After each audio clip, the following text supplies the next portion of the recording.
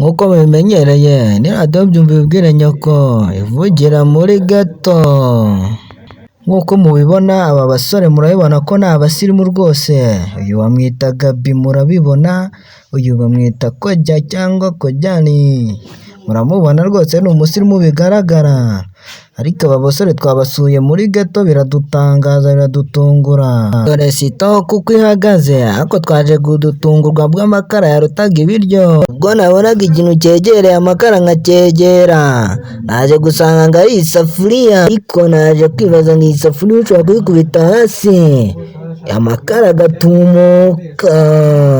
Uyu musore namwegeraga wayizanye akayihunza akihisha mu maso, dore murabibona yihishe.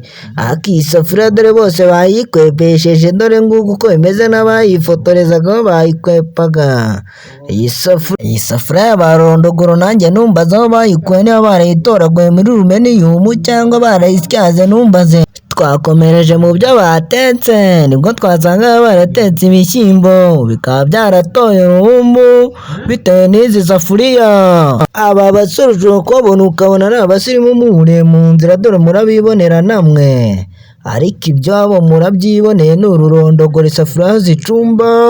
Inkuru yacu irangiriye aha. Yari Kamagesha umunyamakuru wanyu mukunda, Kamatindi Kamavuna Muheto. Inkuru turakomeza kubibakurikiranira. Murakoze cyane mwahisemo gukurikirana radiyo byumva ibibwire nyoko ivugira muri geto ya Gakarakoja Samweli mu gihuru saa 9.